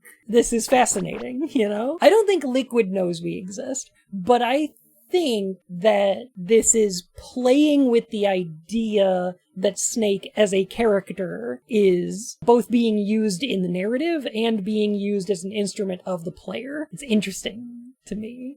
It's very fascinating. Player as a participant in performance. Yes, that exactly, yes. Because as a video game, that must be the case. Because video games as a medium require the player to be a participant in performance. They require the player to be an actor. Unlike a stage production or a movie or a book, video games require the audience's participation. And while some books and some plays and even some movies could require audience participation, video games do so as a given. So when a video game wants to explore that as a concept, it's fascinating because it's different. Because a lot of video games simply take it for granted. If you're playing something, yeah, like a choose your own adventure book, there was a Netflix thing that was like a choose your own adventure movie a while back. Bandersnatch, that's the one, thank you. And there are like stage plays that have like audience participation or interaction. There are ways to have these things interact with the audience, but when they do so, the audience is kind of tipped off to the fact that this is a thing the game is going to do. Most games don't explore this in any way, which makes it surprising when they do. And I think that's awesome, because this is simply something that by the nature of the art form we take for granted. There's an idea that the character we're playing as is just a self-insert because of the way that our brains conceptualize it. I said before, like I gave the example of playing a Mario game, right? When it's a cutscene, it's a little bit different, because then there's like things that are happening narratively. But anything that happens like mechanically, we tend to conceptualize those in the first person or internalize those as our own actions. Video games by default tend to put us in the mindset of our main character very, very heavily, in a way that allows us to excuse a lot of stuff. It's one of the reasons that Spec Ops The Line is such a mindfuck, because we're playing a character and we don't want the character we're playing as to be wrong, because that means that we're wrong and that us making these choices is wrong and that we did a bad thing by making these choices. The fact that like Spec Ops makes the choices mechanical puts the impetus on the player, and then the player has to disassociate because it's not something that's happening in a cutscene. Would You Kindly is a pretty good example of this, but it would be even better if the game gave us that golf club and made us beat Andrew Ryan by pressing a button. Like if they turned Andrew Ryan's speech into a mechanical scene rather than a narrative one, it would have been even better. Then the player conceives it as a thing that they do rather than their character doing. You've been talking to me, dear brother. My God! He was wearing a ponytail! You've served your purpose. You may die now. Are you ready for absolutely one of the bestest line of dialogue in this entire game? It's coming up. I hacked into security. Snake, I'm opening the door. Snake, did you like my sunglasses? Now I know it seems silly, but like, I mean it. These are some of the most intelligent games ever made and I fucking love them. But also, did you like my sunglasses? Did you like... Oh, they're gone. Oh wait, no, here they are. Okay. I just spent 10 minutes talking about the meta relationship between Snake and the player, and the existence of the player as an actor in the performance of the narrative of Metal Gear Solid. And I think it's on purpose. Kojima meant to do it. And then this shit happened. Stopping the nuclear launch, rescuing the hostages, it was all just a diversion. You were sent here to kill us so they could retrieve Metal Gear undamaged, along with the bodies of the Genome soldiers. From the beginning, the Pentagon was just using you as a vector to spread Fox Dye. Fox Dye? It can't be. We've got a spy working in the Pentagon. He reported that Dr. Hunter altered Fox Dye's program just before the operation, but no one knows how or why. Had no idea she was motivated by such petty revenge. I love Liquid's tattoo. It's a snake wrapped around a sword. It's almost like a hermetic staff. But that woman it's true that the Armstech president and decoy octopus were killed by Fox Dye. But Ocelot, myself, and you, the carrier, were apparently unaffected. So far. After all, our genetic code is identical. So it's true. You and I are... Yes, twins. Everything was done so that you would be the greatest of his children. The only reason I exist is so they could create you. I'm just the leftovers of what they used to make you. Can you understand what it's like to know that you're garbage since the day you were born? So that's why you're so obsessed with Big Boss. He always told me I was inferior. And now I'll have my revenge! Now I'll finish the work that Father began. I will surpass him! I will destroy him! Unlike you, I'm proud of the destiny that is encoded into my very genes. Yeah! Alright, so here's what's going on. The Les Enfants Terribles project was meant to isolate the soldier genes so that they could genetically manipulate soldiers into having better battlefield senses, right? The way they went about doing this is they created a bunch of clones of Big Boss. But the thing is, like, which of these genes are responsible for creating things like battlefield awareness or decision-making ability and, like, tactical mindedness and things like that. I know this is not how genes work. This is how pop science understood it at the time. Pop science kind of understood genes as like an on-off switch for different qualities. And these qualities could be everything from intelligence, yes or no, to gay, on or off.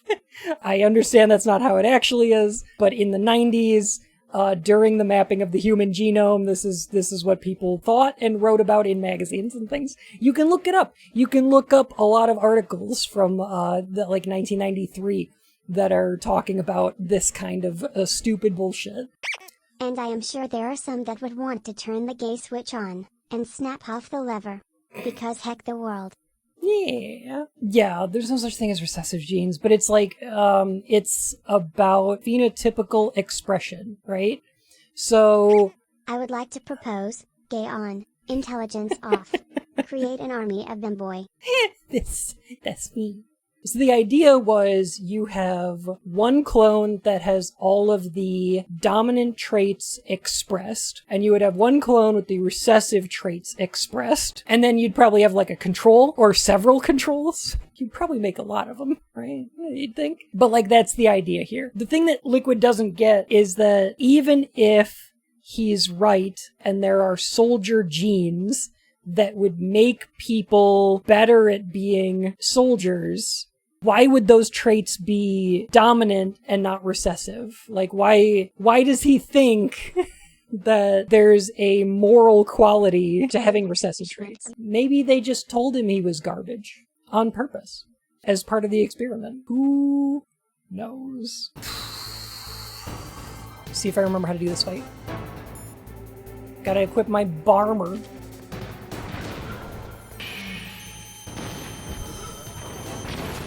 These are not great to hide behind, are they? No, they're kind of explosive. We should pull out like a box or something.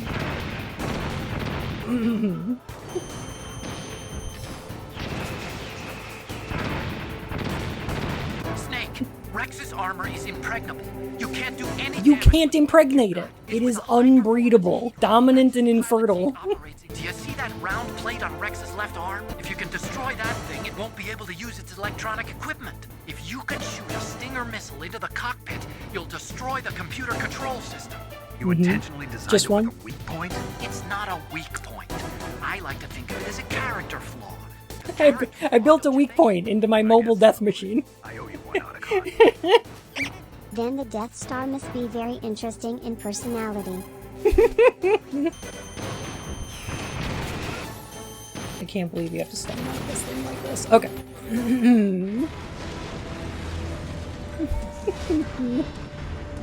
Did that do it?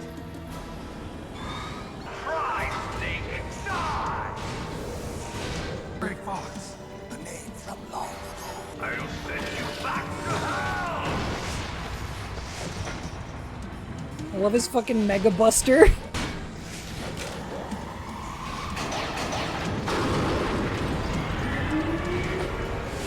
Fox, why? What do you want from me? I am a prisoner of death. Only you can free me. She's hell-bent on taking revenge for you. Naomi. You're the only one who can stop her. No, I can't. Why? Because I'm the one who killed her parent. I felt so bad that I decided to take her with me. I raised her like she was my own blood. But every time I looked at her, I saw her parents' eyes staring back at me. Tell her for me. Tell her that I was the one who did it. I'll stop it from moving. Fox!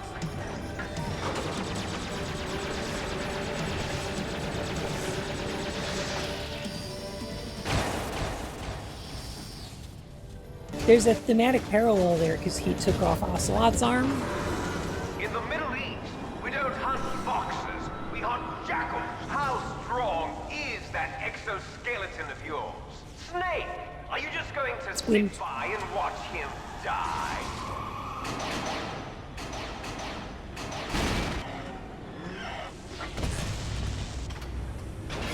Impressive! You are indeed worthy of the code name Fox, but now you're finished! Fire the Stinger! Fox! You'll kill him too! Now! It's no good. Front. I can't do it. I can finally die. Fox, no! It will finally end. Die! Snake, we're not tools of the government or anyone else. Fighting was the only thing. I was ever good at. The only thing I was good at. But at least I fought At least for what I believed in. always fought for what I believed in. Snake, farewell.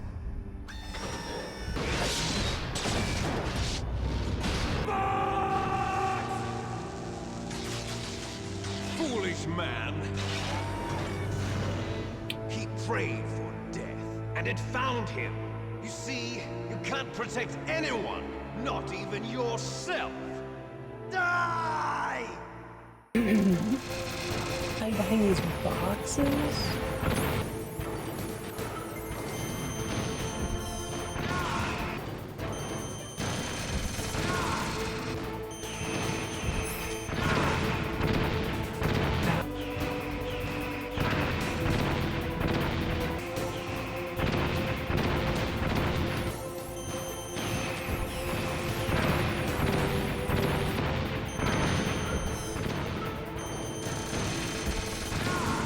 There we go.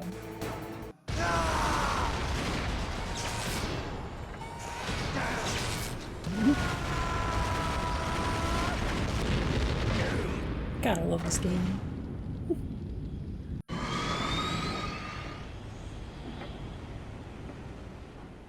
The world needed men like us. We were valued then. We were desired. But things, are different now. He's such a big incel. Hard times make strong men. After I launch this weapon and get our $1 billion, we'll be able to bring chaos and honor back to this world gone soft. We're gonna create hard times to create strong men.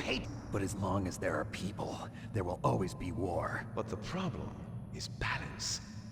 Why do you continue to follow your orders while your superiors betray you?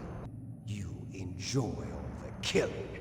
That's Okay, I just want to pause right here once more to point out this is the line that Spec Ops The Line ran with when it said, "You're here because you want to be a hero." In this game, you are playing a military video game for funsies. You enjoy all the killing. That is a biting statement. It's good. It's great. I love this. But are you denying it? Haven't you already killed most of my comrades? I watched your face when you did it. It was filled with the joy of battle. You're wrong. There's a killer inside you. You don't have to deny it. We were created to be that way. But they created us from his cells, with a combination of 20th century analog cloning and the super baby method. Super baby method. They fertilized an egg with The way he said super baby method just makes me think of fucking Jareth from The Labyrinth. What I'm saying is, he reminds me of the babe. Of the babe with the power. Power of voodoo. You want this? 2 fertilized eggs with exactly the same DNA. I got all of the recessive genes. You took everything from me before I was even born. Liquid, that doesn't even make any sense. Wait, I figured it out. Wait a minute. Liquid is like 5'6", and he's so mad about it. He's like, I am unfuckable. A man. Less than 6 feet. I will never be laid. Don't you understand, Snake? You were born with the Sigma genes, while I inherited Beta genes. Unfuckable. Better start a right-wing news show. I think if you take away anything from Metal Gear Solid, it should be this game is very concerned with telling you your genetics do not shape your destiny, and that your genes do not make you who you are.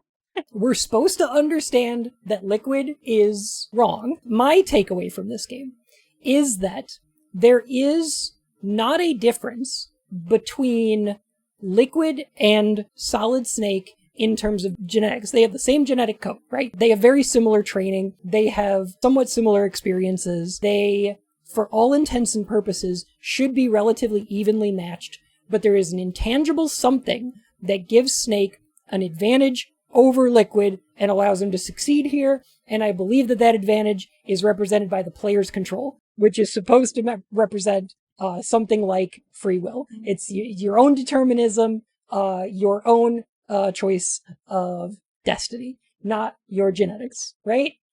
It's the interpretation that I bring to this game. But yeah, if there's anything that you learned from this game and come away with as a message, please let it be that your genetics don't make you who you are.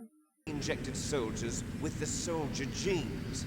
The Gulf War syndrome that hundreds of thousands of returning soldiers complained about was a side effect of it. First they tried to say it was post-traumatic stress disorder, then chemical or biological. The initial tests for Fox Die were labeled as Havana Syndrome. You know, I'm joking, but like, that's where this is going, isn't it? So the genome soldiers mean that the experiments were a success? We are on the verge of extinction.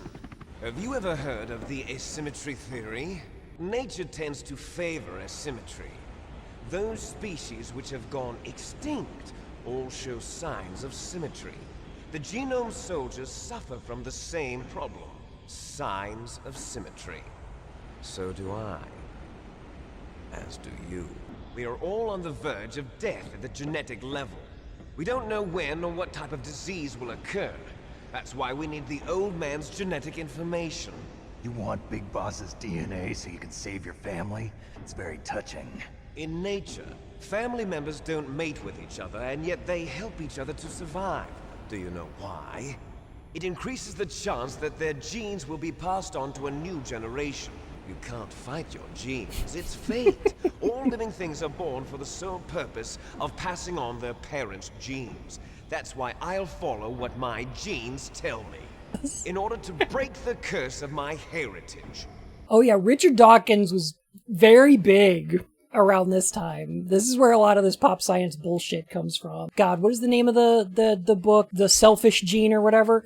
I'm almost convinced Kojima read it, but I'm not sure. Because it's shit, but it's also very similar to what's going on here. The concern that Liquid has is relatively salient, though. What his concern is that if all of these people have similar genetics, then any kind of virus that can affect mRNA or stuff like that, even like COVID-19 probably, will get stronger by infecting an entire population with the same genetic information. Like, this happens all the time in nature. Yeah, monocrops. Like, have you ever heard that the reason artificial banana tastes that way? Like, it doesn't taste like banana, right? Apparently, what it tastes like, this is spurious information, what it's supposed to taste like is a type of banana that doesn't exist anymore, and was like sweet and delicious and awesome. So everybody wanted it.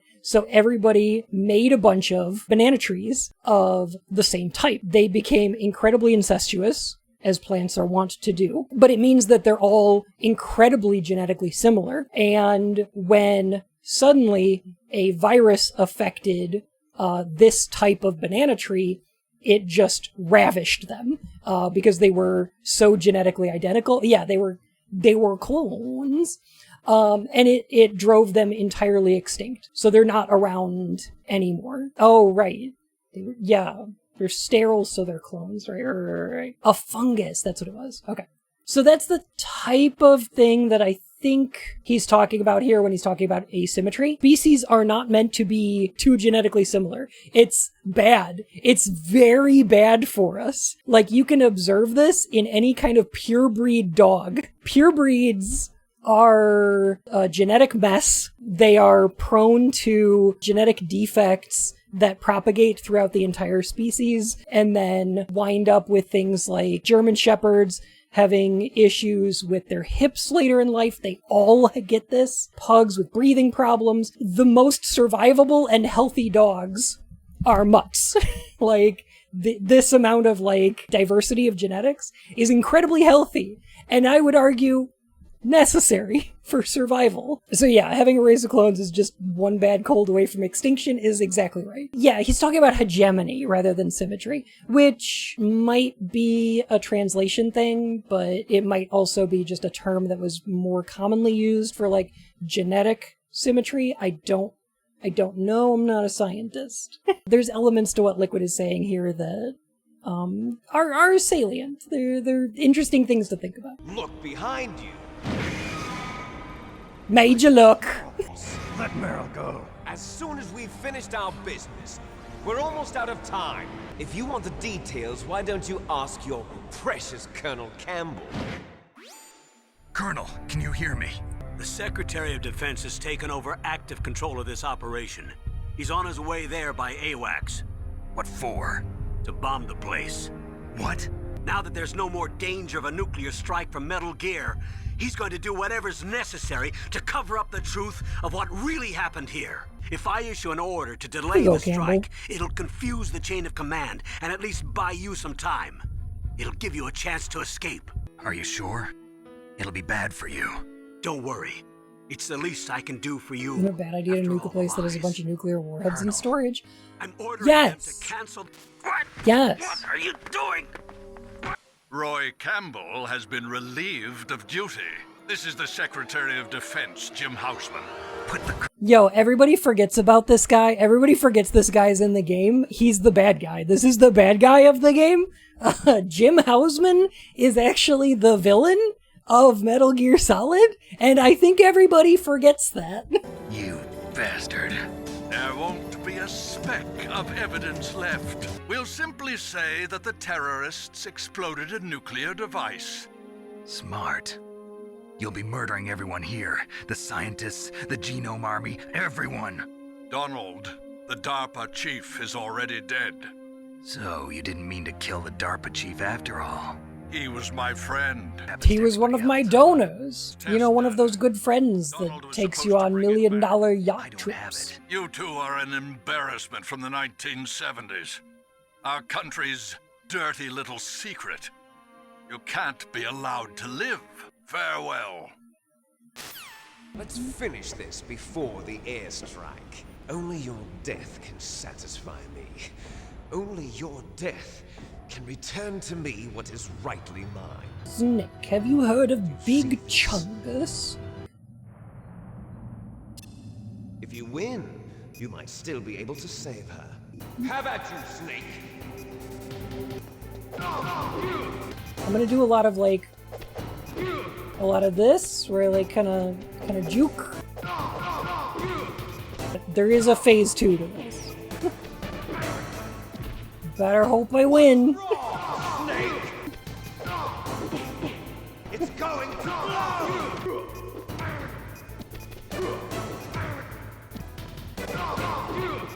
blow! Meryl. Snake, oh, you're alive. Thank God. Meryl, it must have been terrible. Oh, it wasn't that bad. I didn't give in to the torture. I felt like you were there with me. It gave me the strength to go on. Aww, this whole place is gonna blow up. Snake, it's me. Is there a way out of here? You can take the loading tunnel to the surface. How about the security? I just unlocked it. Who do you think you're talking to? How do you feel about Otacon? Is he a good boy? He's a great boy. I love an Otacon. What are you going to do? Love Otacon. I'll stay here. Are you crazy? I need a little more time to take care of your escape route. I'm through regretting the Canon is past. both survive? Canon is both Life survive, isn't all yes. about take care of Meryl, okay? I will. Okay, I gotta go. I promise I'll do something about your escape route. Thanks. Let's get the hell out of here. What about him?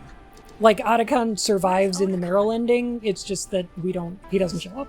Like, what's weird about it, though, is that, like, the Otacon ending makes more sense because Snake doesn't wind up with Meryl. Like, it doesn't work. Snake winds up with Otacon in the start of the next game. So, like... Looks like we're not gonna have a love scene after all. Looks that way. Too bad. I'll drive. You do. There, a surveillance camera. I got it. How's it going, Meryl? Fire that machine gun with your weapon button. Shoot him, Snake. Alright, here we go. Hold on. Alright. Alright, trick here, you can fire in first person. Uh-oh, Snake. Checkpoint. Here they come. We'll I never think make you it. want to aim, like, for the barrels. That's probably the easiest way to do it. Jeez Louise. Stop it! Stop shooting me! Yeah, this was hype as fuck. It's not over yet!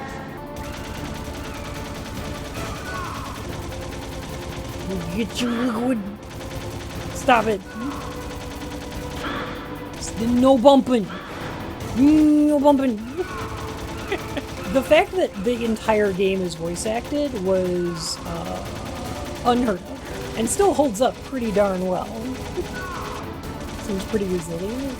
Doodles? Spoilers.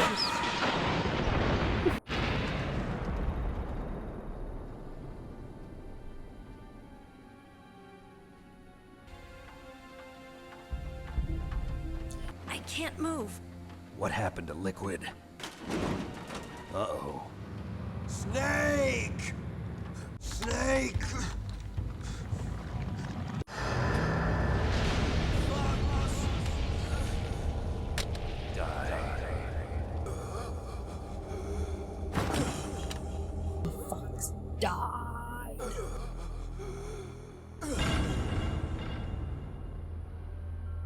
The Secretary of Defense has been arrested. Early retirement. Yeah! Go Campbell! Metal Gear, the training exercise, all of it. It was all the Secretary of Defense acting alone. What happened to the air raid and the nuclear strike? The orders were rescinded. The F-117s and the B-2 Spirits have returned to the base. Once again, I have complete authority over this operation. Snake, I'm sorry. I kept a lot of things from you. It's okay, Colonel. I've got a present for you.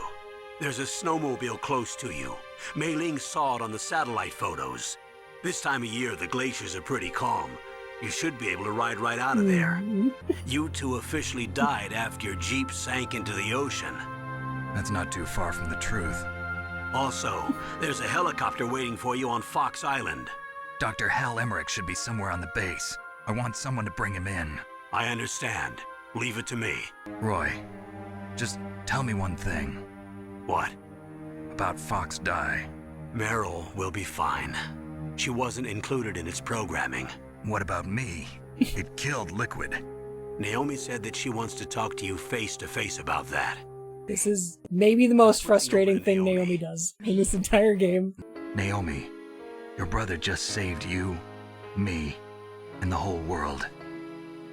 Maybe now he's finally found some peace. He wasn't really my brother anymore. Ever since he fought with you in Zanzibar, he's been like a ghost. A ghost looking for a place to die. Not how ghosts work, but alright. I understand the metaphor. Naomi, Liquid died from Fox Die too. What about me? When am I gonna go? That's up to you. What do you mean? Everybody dies when their time is up. Yeah, so when's mine up? It's up to you how you use the time left to you. Live, Snake. That's all I can say to you. No, but like, actually, Naomi. That's not what I asked. For fuck's sake. It's up to you to do what to do with the time we have. Naomi, that's not an answer. Naomi, Because I wanted to know don't who block I my was, codec calls. where Naomi, I this is serious. Just like with the genome soldiers, you can input all the genetic information, but that doesn't make them into the strongest soldier. The most we can say about DNA is that it governs a person's potential strengths, potential destiny. Humans can choose the type of life they want to live. Here's the theme of the game. Whether or not, the important thing is that you choose life.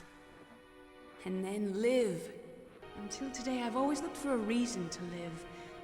But from here on, I'm going to just live. I just want to point out, I feel like everybody knows that the theme of this game is genes. Everybody's like, Metal Gear Solid 1 is about war bad, nukes bad, genes, right? Like, even if you've never played this game, you probably know all that from cultural osmosis. I feel like what gets overlooked a little bit is what it says about genes, because this game is making a very clear statement about them, rather than just the theme being genes. It's actually like saying a specific thing about genes that it wants the audience to go away with, to take with them and internalize. The game is saying things. And for as much as people complain that the Metal Gear games are like obvious and lack subtlety and are kind of like outrageous in their presentation of those themes, I don't see a lot of people talking about what this game is actually saying. Yeah. It's not a problem with this game because, like, it's not making a very complicated statement about genetics, and that's not a thing that, like, a lot of people are going to internalize. But once we get to Metal Gear Solid 2 and 4, when they say, in no uncertain terms, that capitalism is a system that is self-perpetuating in a way that will kill all human life on Earth, and it must be stopped. And then people go, memes, though. Nanomachine. And it's like, okay, sure, but, like... Gamers be like, Wawa Kojima is so blind. We get it. MGS is about Thanks, Guy. Thanks, Guy. 3 is about people missing the message in-game as well as outside. Absolutely. I think it's... a vent for Kojima's frustration about Metal Gear Solid 2. Like Metal Gear Solid 3 is about just somebody misunderstanding anti-capitalist anarchists' message, right? I only felt truly alive when I was staring death in the face. I don't know. Maybe it's written into my genes. What do your genes say about your future now? Maybe it's time I live for someone else. Someone else? Yeah. Someone like you. Maybe that's the real way to live. Y'all are terrible for each other.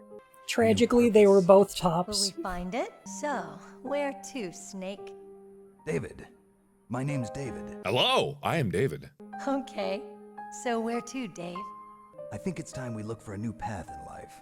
I've lived here a long time. Alaska has never looked more beautiful. I thought he was named David because of his voice actor? No, actually, it's a reference to Kojima's favorite movie. His name is David because Otacon's name is Hal.